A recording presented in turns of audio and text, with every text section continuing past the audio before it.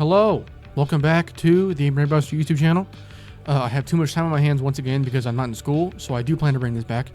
But even hopefully, when I'm actually in school, I will find the time to make these videos because I do enjoy making them. It's just a lot at times. But specifically, I want to bring back CAGEMATCH CHRONICLES.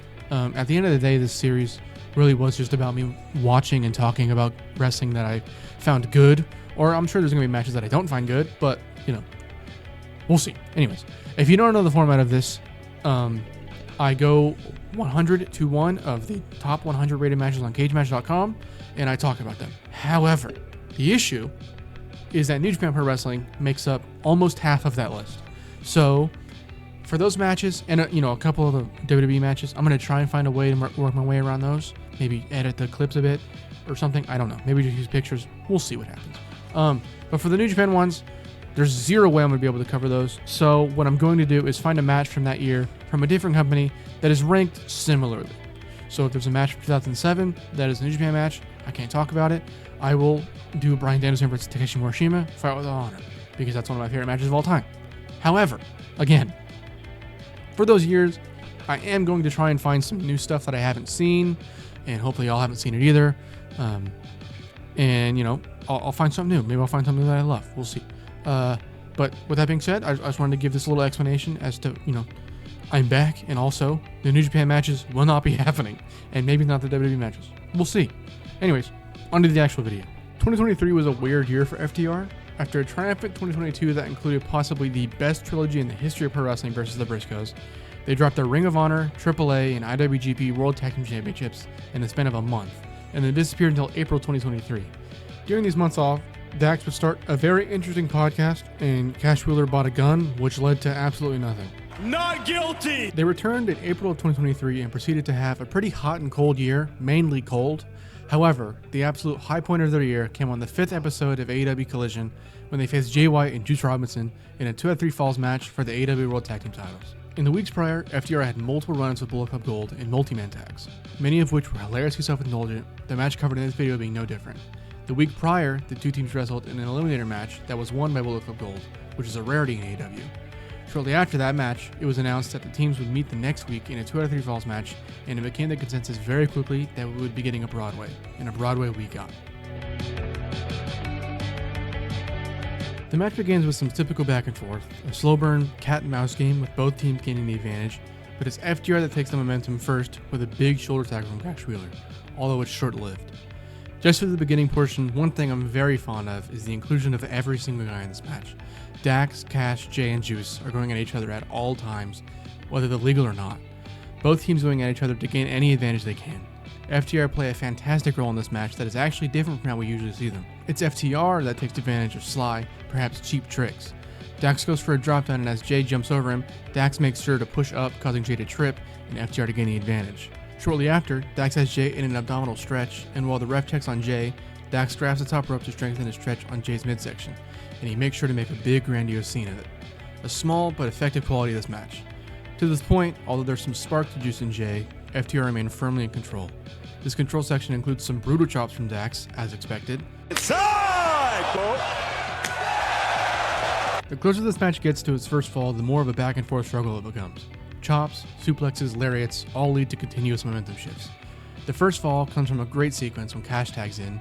Dax is setting up for a shatter machine when Juice pushes Cash into Dax, causing Dax to be in perfect position to eat a Blade Runner and take the pin. The beginning of the second fall begins our first truly substantial control section. Bullet Club Gold are able to split the ring in half, consistently position themselves with their back to Dax Harwood on the apron, shut down comebacks, and continue to beat down on Cash. It's here that Cash shows what a fantastic babyface he is, performing each strike with great desperation. Finally, it works, and Dax is able to get a hot tag in and take out both Juice and Jay.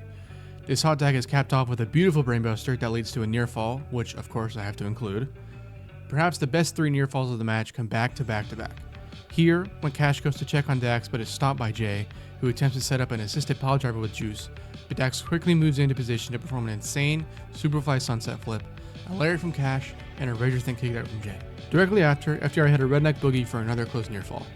The third near fall in a row is accompanied by what is now an iconic shot of this match. As Dax sets Jay up for a superplex, the crowd collectively rise to their feet. Dax hits his superplex, Cash flies through the air but is countered by Jay White's knees, and just as that happens, Juice flies and successfully lands a splash on Dax, leading to a third near fall in a row. This is pro wrestling, and doesn't it make you proud? The second fall finally comes when FTR successfully hit Juice Robinson with a shatter machine. The third fall is true chaos. Dax has Jay on his shoulders for a powerbomb, but the two end up wiping out over the barricade. This leads to them laying down for multiple minutes, I assume to get some rest. Fair enough. All four men continue to brawl on the outside for a large portion of this last fall. Once they're back in the ring, both teams battered and bruised meet at the center of the ring to thunderous applause. And of course, begin to brawl once more.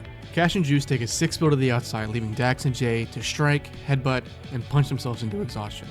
Sometime later, Dax finds himself nearly on the receiving end of another Blade Runner, but he quickly counters it into a sharpshooter. As Jay attempts to make a save, Cash rushes in to lock in a sharpshooter of his own. As Juice and Jay writhe in pain, they hold each other's hands to prevent each other from tapping until Dax and Cash both collapse from exhaustion. Wonderfully dramatic moment as we reach the final minutes of this matchup. Juice Robinson attempts his finishing DDT, but has it countered into yet another sharpshooter that puts this colossal match away. This match is not quite a year old yet and is highly regarded as one of the best tag matches to ever take place, especially on North American soil. This was nothing short of a star-making performance for Juice Robinson. I truly believe this is where he staked his claim as not just a viable tag wrestler, but a guy that should be highly valued by fans and promoters across the industry. Jay White's name is brought up a lot in the category of underutilized or fumbled by Tony Khan. And while I don't 100% agree, I do think that it would be an irredeemable mistake if Juice and Jay are not your tag team champions shortly after the return of Juice Robinson, and this match is full proof of that. As mentioned before, I love that each guy is involved in this match at nearly every moment. They're all delivering peak performances at all times, no matter where they're at. This is evident by how gassed they are by the third fall. I think the match is incredibly well paced. The 3 near falls makes for an overwhelming ramp up into the next gear, but in a really good way. The match suffers from what all best 2 out of 3 falls matches suffer from, in that fall 2 becomes very predictable once fall 1 takes place, but they did a perfect job masking that feeling with those great near falls. On commentary for this match were Ian Riccaboni and Nigel McGuinness, and they added an infinite amount of drama and emotion to this match. Nigel especially is at absolute peak performance here, and Ian is really not far behind him. This match needs to be listened to just as much as it needs to be watched. As mentioned before, this match is regarded as one of the best tag matches of all time among fans. It received a 5.25 rating from the Wrestling Observer and currently sits at a 9.44 on CAGEMATCH. Thank you for watching. If you watched all the way through, I appreciate you. Hopefully this is a more consistent thing. I really enjoy making these. If you did enjoy it, like, subscribe, all that mess. Follow me on Twitter. I'm sure it's on the screen right now, wherever. Yeah, later.